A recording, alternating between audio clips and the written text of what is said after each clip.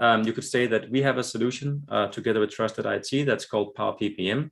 It is sort of an umbrella of what we can call a solution for strategic portfolio management. It includes the agile way of working, traditional way of working, but the essence of what we do and our mindset is that it's by design. So the way of working, we need to support rather than saying, this is how you should work with your processes. So to achieve that flexibility, we are building our application on the Microsoft Power Platform, which is the low-code or no-code approach to building business-critical applications that performs fast, can scale, to millions of rows of data or users without you having to worry about it, including AI as a service and including security at scale. So that's the play we have. And to sort of simplify, before we go to live, you could say, the whole offering in a nutshell, then essentially what we focus on is that we have different people working together. Those would be your teams. So more than one person equals a team, and they're probably working on something that it could be a project, it could be an initiative, an epic, a feature, or something like that. It doesn't really matter what it is. But often we are asked to roll up this information into programs or roadmaps or transformation plans or whatever we call them. And even further up here, you will then find the portfolios that could come in different forms and shapes. Traditional project portfolios, hybrid product, which is typically software development, scaled agile, lean portfolios, and so on, or strategy portfolios, as is a big thing these days as well.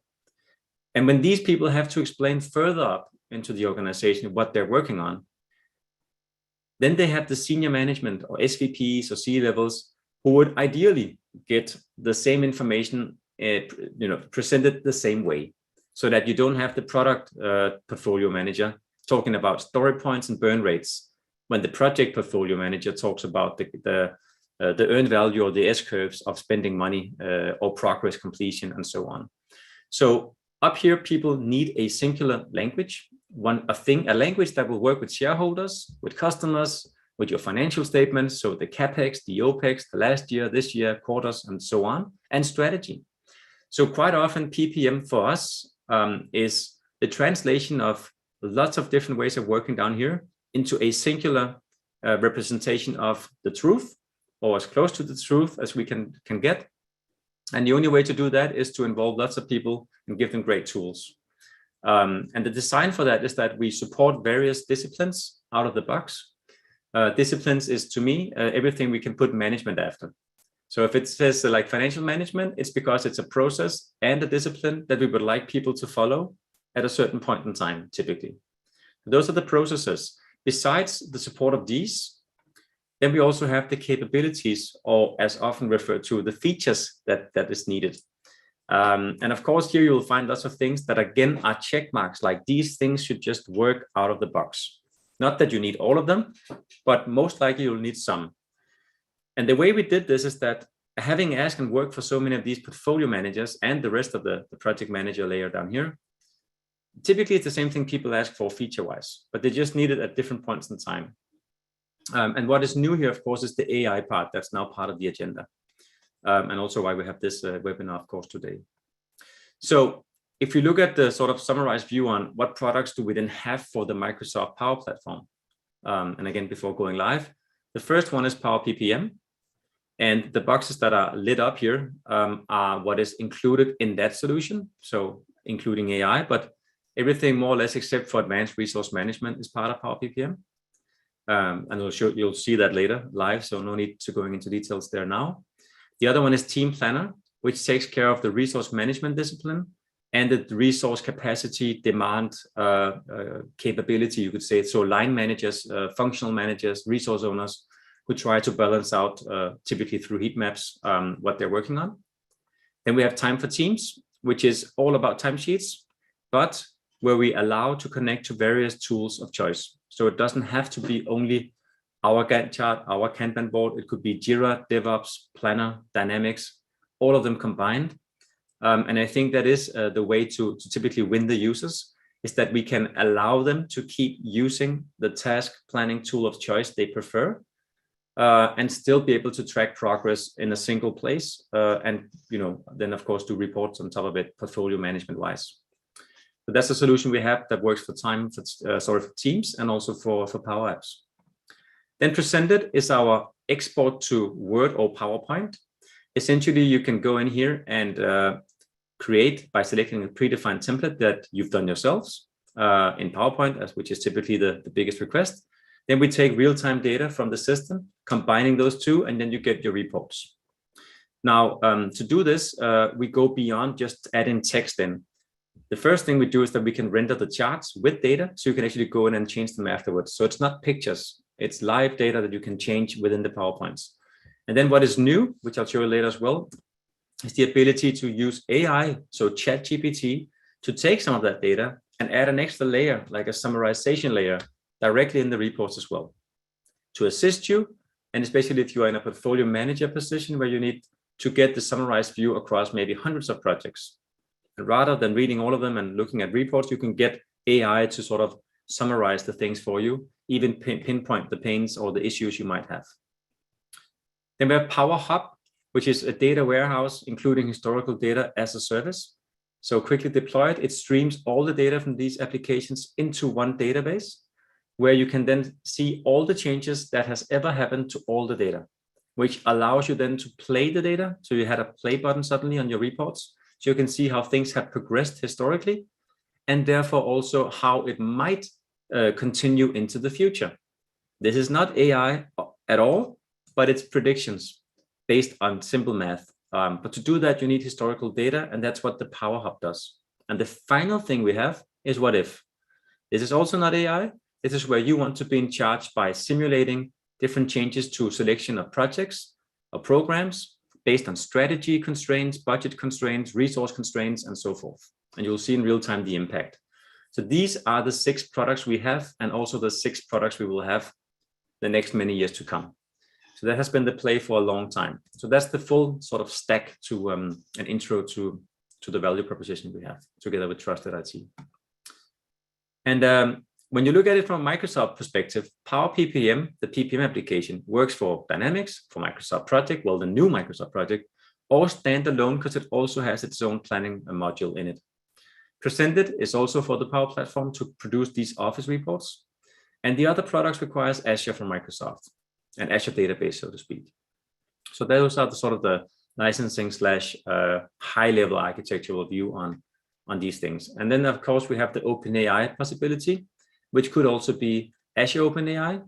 It could be ChatGPT, which is coming in a for business version in the next coming months. So here we'll see the play, but what I'm going to show today is, of course, relying on Azure OpenAI, which is secure. Good. So now it's time to just hand over the mic back to you for Trusted IT for a poll. Yes, thank you, Peter.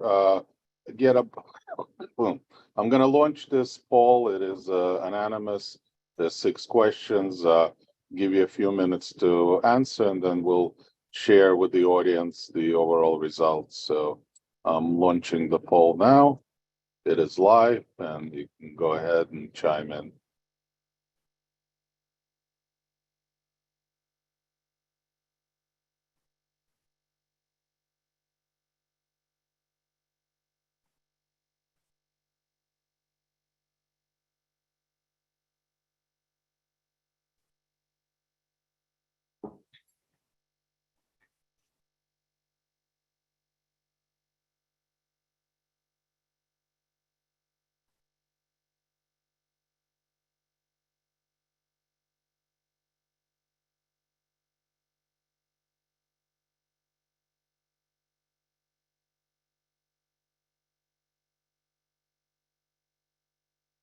And as we're going through the poll, we are getting some questions, and I know I mentioned you can post them in chat. Actually, you would have to post them into the Q&A module, and we will address them, some of them as they come up, and some we will address at the end, because some of your questions may be answered as Peter going through his presentation.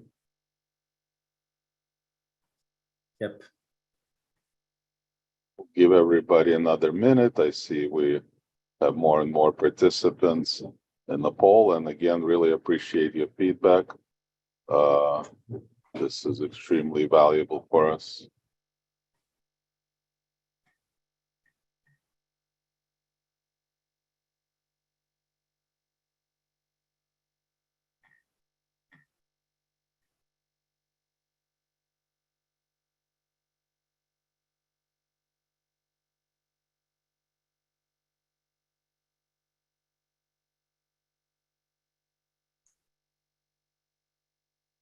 Okay, looks like, and we're gonna close the poll in about 10 more seconds.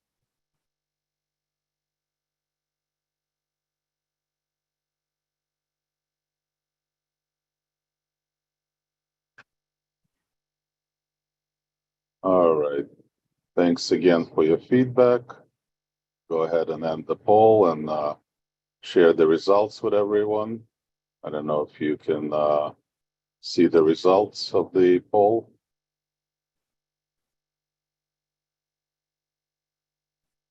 I can see it. Should I bring it up on my screen? Yeah, sure. Go ahead. Absolutely. Here we go. It's not that big. I hope you can still see it. I can't really zoom in on it, so that's the size I have. But it seems that 42 have put in the inputs here, which is great. And it seems also that most have used project management tools before, so that's also a good start. Using natural language seems to be quite important for most, which is also interesting because that is the way we're going to address AI in just a second. And of course, then what I really like here is that more or less all the things that I'm covering today is also, of course, what you asked for, but also where people see that, well, an equal split, I would say, on where they could see some benefits. I think it depends on the role and the context you're working in. That's really great, especially in workflow automation. There's a lot of good news from Microsoft coming out that I'll show a few examples of. Then down here, how likely is it that you'll integrate ChatGPT? Also seems that it's quite likely that some will do it. A few will say not likely at all. That might also be, because I've heard that before, that might also be because ChatGPT is not the secure approach. That would be Azure OpenAI. So maybe that's what you're thinking of when you give that input. But we'll cover that later. Improving project management workflows seems to be also spread across different types of areas where we can use it. And then what I really like is this. So at least either you're neutral or very excited. So that's really good in terms of I guess what I'm about to show you actually and those possibilities. So really good input. Thanks. I hope that will be shared. Thank you, everyone. Thank you. All right, but then I will continue because we only have half an hour left for quite a lot, and I can always keep going. So I also have to manage time on my side. So for the live sessions, I'll do a very brief intro to the application before we just go straight for AI. But it's going to be very brief. And if you want the detailed intro to that whole Power PPM application or the other products I explained in the beginning, of course, reach out to Trusted IT afterwards, and you can arrange those demos to be given for you. But for the AI for today, it's mainly around where are we right now in terms of scheduling, risk logs, producing status reports. Can we use it for strategy? And what about these co-pilots we hear of? Essentially, all of this is something that's achievable through the services Microsoft brings to the table right now. And as a side note, what I'm showing today live in just a second is only available, well, some parts of it in the US, other parts worldwide. So a little bit depends on what I'm showing, but I will explain that while we go along. And again, feel free to ask questions. So I'm gonna jump out of this slide and go to my browser instead, like this. And if we start at the very beginning here, this is sort of the welcome page to the product we have called Power PPM. So when you log on, you'll have your typically styled look and feel. So it sort of fits your design from where you work. But you'll have different options here. It could also be a dashboard about your tasks you should be aware of or projects you should be aware of. But this is just the landing page. Left side, you have a menu with sort of different headers, typically reporting areas up here, where people can quickly find the reports they are looking for. Portfolio reports, program reports. This is very sort of strategic portfolio level we're looking at right now. But as you can see, we're using Power BI with predefined reports that will then show you, for instance, how much you're spending or over or underspending on different strategic items across portfolios in a bubble chart to show you, the benefits versus, for instance, the cost of it or other types of impact. And then, of course, what people typically like here as well, if you are from finance, is to track, the highest forecast, for instance, or variance in the forecast, so you can quickly identify that's this one. And then you have different filtering options. So this is the typical Power BI demo that I'm not going to deep dive today, but what I like personally is to have a very much strategic view across all your data. So you can always look at, war for talent, those are the projects, or growth in APAC, these are the projects. So there's a strategy view, but there's also a business driver view. These are the Gartner standards for categorization of investments. So differentiation, for instance, or growth, then those would be your projects. And then finally, the more traditional view where you say, I'm the portfolio manager for whatever is called transform. What's in the bucket? And then those would be the ones. So essentially 3 dimensions: portfolio, drivers, and strategy to all the data. And these sort of are carried across the different types of reports that people are typically looking for. The red, green, yellow indicators, progress, completion, burn rate, financially insights in terms of forecasting in the more details, CapEx, OpEx. It could be the timelines and so forth, but also semi-predicting where our strategy is leading us to. When are we expecting to be done with our growth targets for APAC? You can also see the different key results that we are tracking, which can also be put into the system. And this story just continues all the way through. But I think one report worth showing is this that I explained at the beginning, the ability to play the data, which is always great. So you can see, for instance, how do we end up here? Or this one, or that one, and pinpoint, and also on the right side, see the impact at that point in time in 23, 22, 21, or play those 3 one more time and see sort of the paths they're taking, and even predicting sort of where they will continue to take us looking ahead. So that was a little bit about reports. From an input perspective, we have portfolios as a thing you can create top down. So you can go in and create a new portfolio. Let's take this one, grow. And the portfolio then consists of various projects on the right-hand side that are included in it. In Power Apps, you can see this as very close to Excel, which means you can actually go here and change the data if you want to, or allowed to directly. You can also use roadmaps to plan or look ahead in terms of your timelines across. Let's go up to the highest level, level 1 here, across programs, projects, epics, ideas, anything. It doesn't have to be projects. So that's why we support not just the traditional way of working, but any way of working, anything with a start and end date, more or less. So we have the timelines needed. We also have a Kanban approach, so that if you have a, I wouldn't say agile, because I think even traditional companies can really benefit from a Kanban board. But if you have the need to quickly arrange or organize work, let's take an example where I pull this one to the to be determined place, then the budget drops here immediately in real time. And we can now see we have 11 projects in work in progress. So the WIP limits, for instance, or benefits. If I move this back into the top one here, then this becomes number 1. And then it forces this one to become number 2. So we have a ranking mechanism as well, where there can only be one number 1 for each lane. This is one example. The other one could be something like departmental views or years. In which years are you going to produce this work or that work, and so forth. And then I could keep going with bubble charts, for instance. That is typically a requirement as well.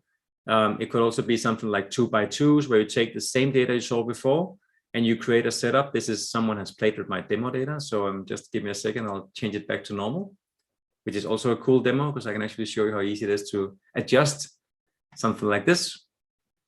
So just a second. Here we go. I think this is a more normal 2x2, where you have your cards, your rank perhaps, and then you can go in and say, this should be here, this should be there, this should go here, and so on. And this, of course, produces a ranking mechanism as well. And I can even reorganize them like this. So different tools is available in Power PPM to support different roles. But now we're going to focus more on the first topic, which is going into a project down here. And we're going to create a new one by hitting the new button. And as you can see, there are many different things here, including a stage gate model up at this level. You can have different project types you can select from, and so forth. I'm just going to quickly write one called Trusted Demo AI. Hit the save button, and we'll give it a few seconds to register the data. And now it's there. So what we can now do is, of course, add lots of metadata. Who's the sponsor for this? That might be Carsten, who's working in Projektum. And we are using all the data from Microsoft or Office 365. So if I hover over, you will, of course, see everything we can around Carsten, mails, communication, and so forth. We can also put on a status that the project is active and so on. As another thing, before I get to the timeline and the AI, we have stage gate control up here so that we can see that to progress to the next stage, you need a description, which means that if I click next, you are blocked from doing it. If you have many requirements, they will typically be shown on the right-hand side, and you can have a full list of stuff you need to do. So when I type here, for instance, you can immediately see it up here, and vice versa. If I delete it there, it's deleted there. So you can have it like a support mechanism to guide you through the process. Sometimes people ask for gates. These can be inserted statically, so they're always there, or it could be more dynamic. So if the project is above 1 million, then you always need a gate, and therefore the gate pops up right here. So when you are carried over to the next stage, you actually arrive at a gating area where you cannot progress until someone has approved the project. So that whole flow of approvals can then kick in, and people will be given emails, notifications via Teams, and so forth. But that's the essence of sort of the building blocks of Power PPM. We have data input, we have a great user experience, it's fast and it's connected, and you can start top down or bottom up. It doesn't really matter, because here you have the portfolios as well, of course, available, or programs for that matter. So to focus on the AI part, let me go to timeline. So now I'm going to do some quick demos in and out to show you some things. So here you can start by using templates. That's the normal way of doing things. You find the template that has been decided by someone in your business, and you can select it or select several in that sequence, or start from scratch, or as a new thing, you could start from AI. So you could go in and say, I need a, let's do something that's a bit different than normally. I need to create a a wedding plan for 100 people to participate in that takes place in India. But then we can do something different. Use PMI methodology to create faces. I'm not sure what the output will be, but it's always worth trying out some new stuff. But this is the prompting part. So for those of you who have tried ChatGPT, what is essentially happening right now is that it's using ChatGPT to get ideas for how the breakdown should be, and then using a certain prompt mechanism, we are in control of how it should return the data so that it fits into the system. And I'm speaking a little bit now because the subscription I'm using to do this is the cheapest one out there. It's the normal OpenAI ChatGPT, which means that I can create 500 plans that you're just going to see in just a second for $1. That is the cost of creating 500 plans. You can also, of course, invest in something that's faster. I'll also show that in today's session, so don't worry. But now you get the feeling of this will take anywhere between 30 to 45 seconds on average when I do this. But again, the cost is very low, and I think 30 seconds to create a project is probably not a whole lot compared to the time it would normally take you. But let's see, here we go. So here it added some tasks, some phases. I can see it had challenges trying to figure out the whole PMI mechanism. If you have asked for to do a construction project based on PMI, I can promise you that would have worked. It seems it's a bit tricky to do that in a wedding context, but it was worth a shot. But the point is, it has figured out phases, it has figured out tasks, duration even, and also a likelihood, or at least how likely is it that this will take 10 days and not 5. These probability factors is something that you can control and adjust. That's a matter of prompting. So if you want to practice this and do what I just did, essentially you should practice on ChatGPT by just going there and typing in different use cases. It's the same thing that we can do in this system. And I'll show you later how you actually do that in the flow, because it's not coded, by the way. So this is one example on creating a project. And then, of course, not that it's a demo about project management today, but essentially you can then go in and then connect the dots, like this, add some progress, double click on it, categorize it, saying this is a legal matter, assign people to the work, and so forth. So that's the project part. So that's AI for that part. But now let's try and go for risks. So here we have a risk management grid, and we can of course create risks by clicking new risks and manually typing in all the inputs. Or we could say add AI generated risks. And again, right, for instance, now we can keep going for the wedding plan just for the fun of it.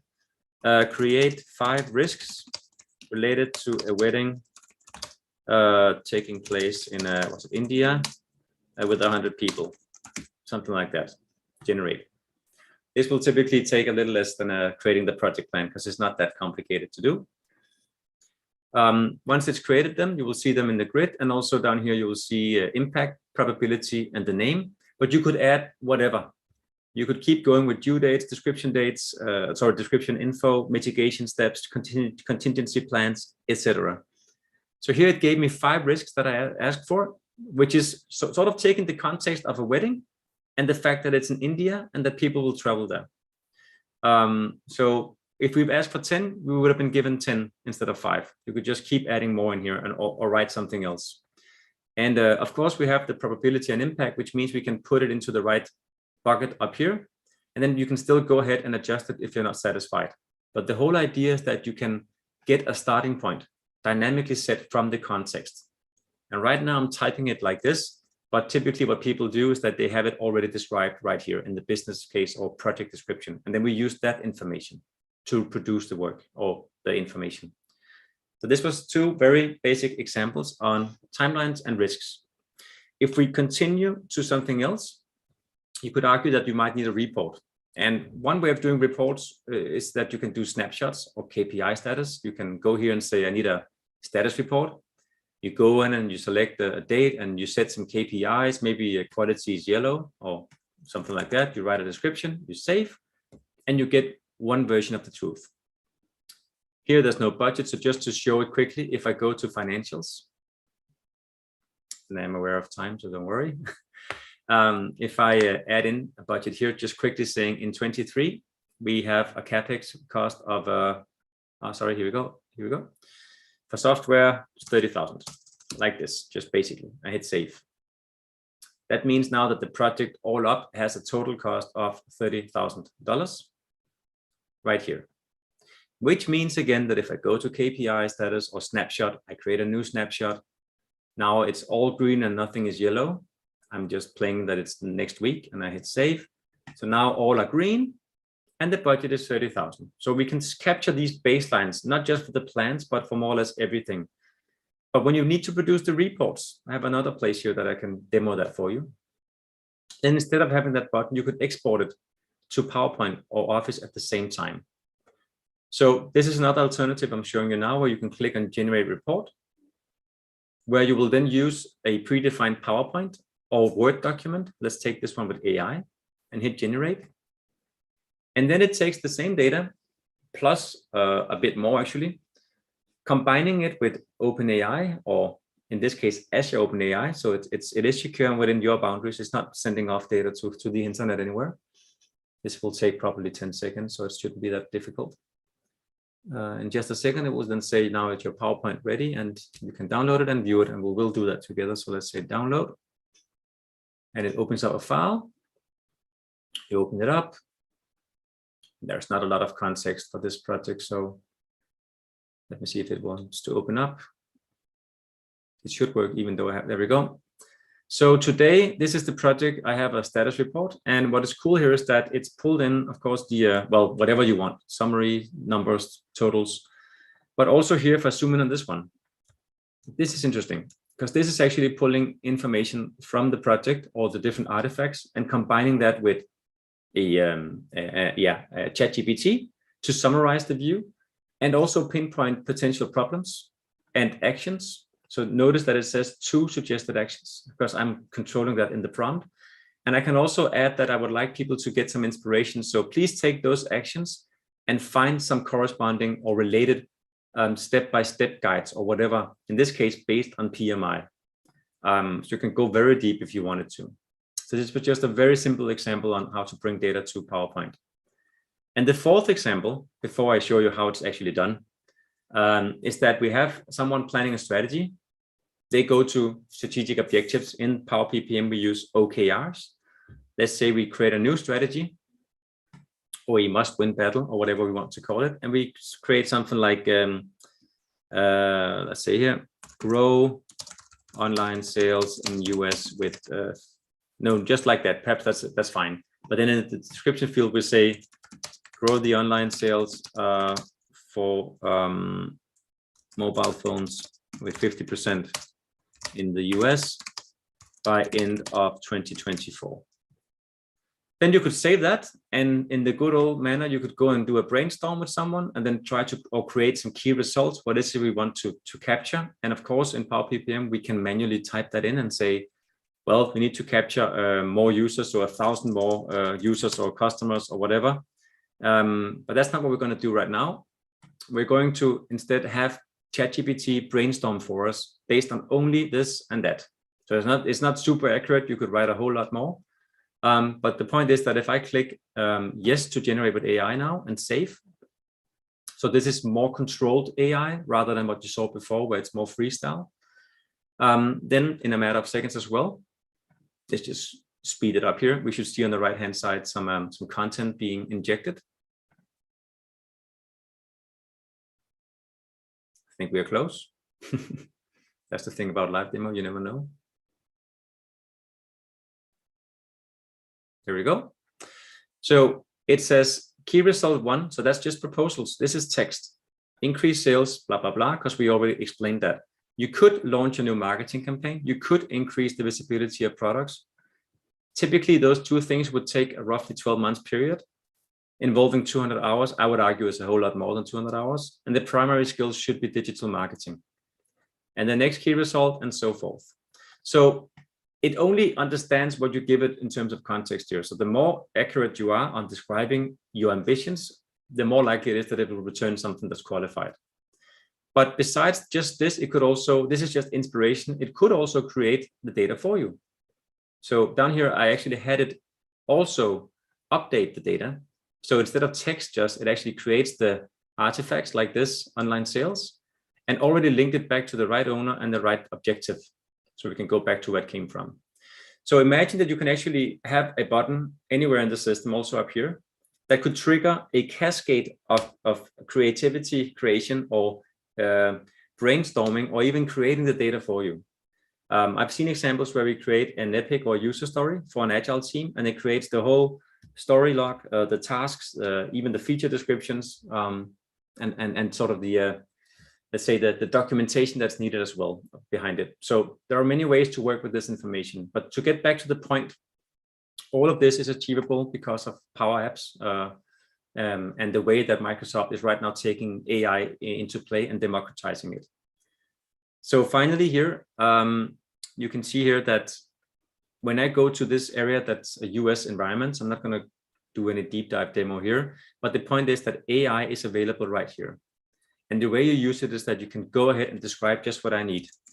I would create a project plan for a wedding. It takes place in India. Test it out. Right-hand side, you will see the output. That's how you train it, or that's how you prompt it until you're happy with the result. Most likely it will show you something where it's not good enough, so you'll add some more context. You can add a lot of context, up to 5,000 characters. It should not be that long, so let's see if it's coming.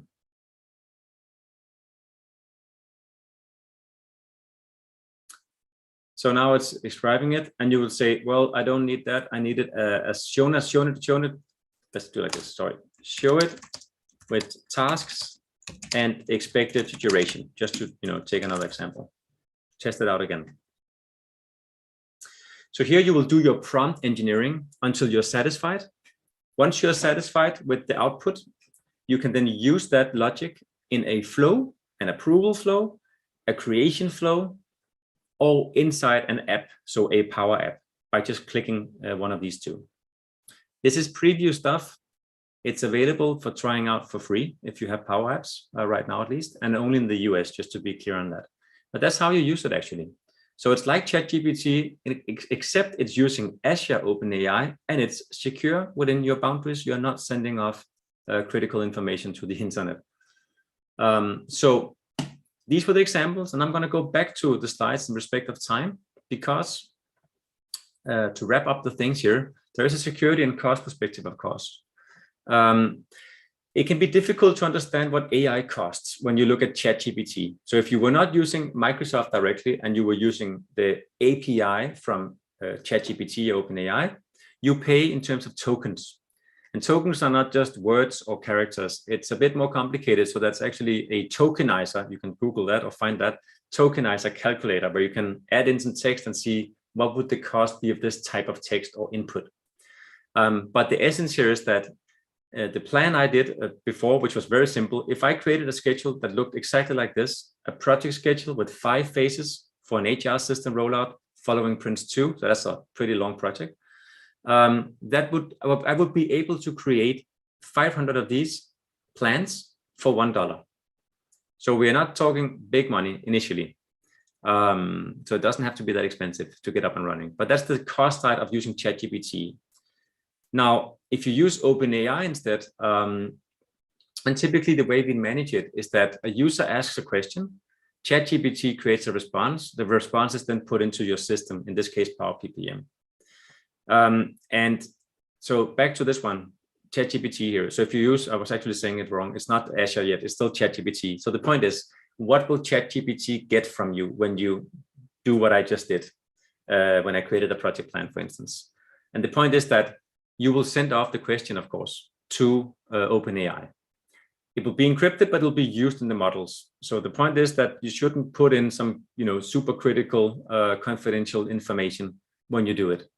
If you are to do that, and you need to feel safe about it, then you need the Azure OpenAI option, which is essentially, in the demo I had today, carried by Power Platform and Power Apps.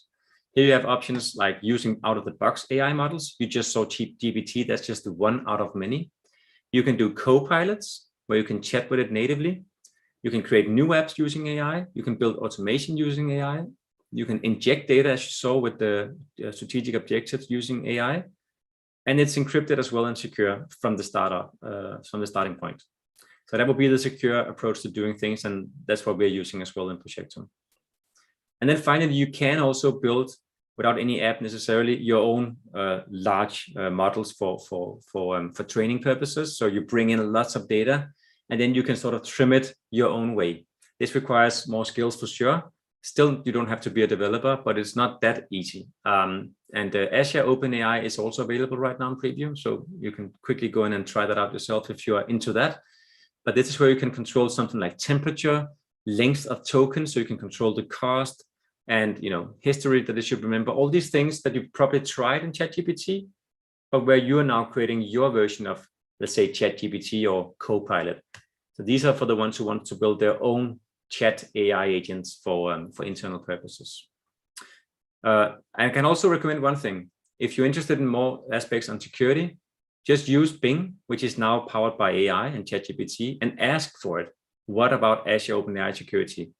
And let it explain it to you in the most updated way, what you should be looking into, including the links where you can learn more and those sort of things. So right now, I think the era of reading an old document is gone. We have to use AI also to learn about AI.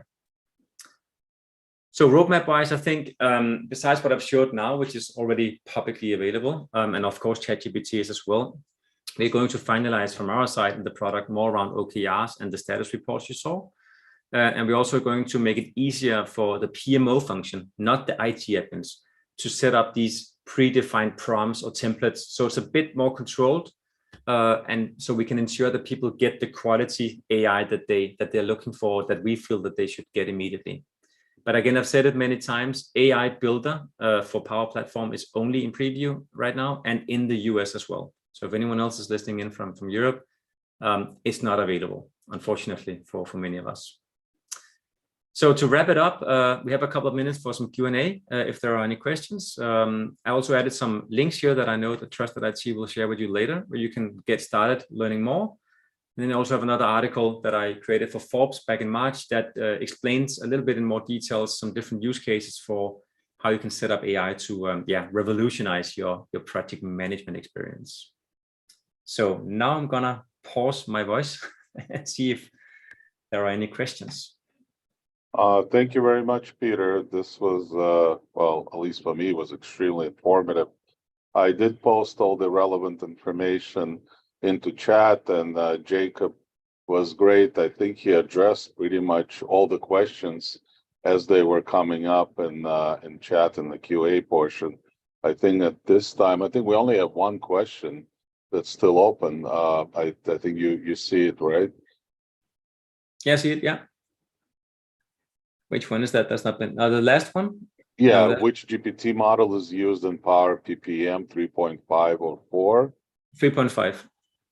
Okay. Right now. Yeah, 4 is too slow, I think, initially. But I think we will get to 4 quite soon. Let me put it like that, based on what I know from Microsoft as well.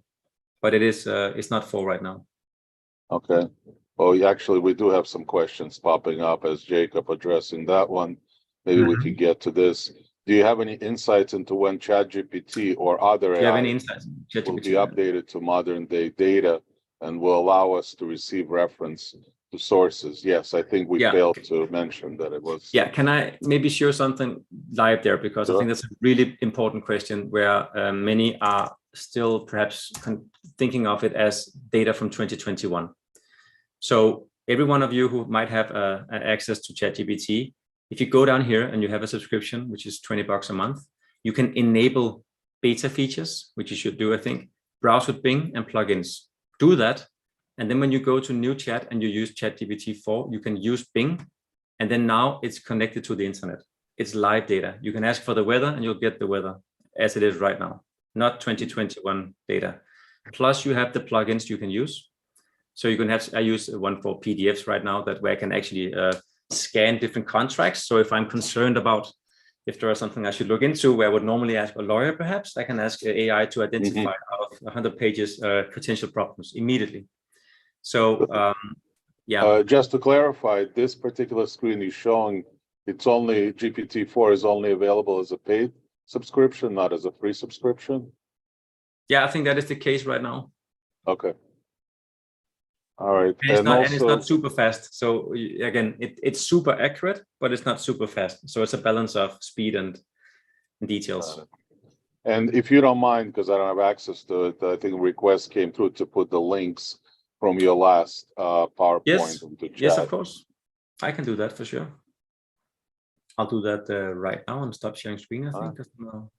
Well, it looks like we're coming to an end. Just real quickly, I did post some contact information. This webinar is available as a replay on YouTube. I shared the link with all. There's a link also to set up a meeting if anybody's interested in a personalized demo or even a proof of concept based on your specific use case. And also, of course, my direct email. At this point, we're right on time. I would like to thank everyone, especially you, Peter, for this webinar. And thank you all for attending. And hopefully we brought some value to you all. Thanks all.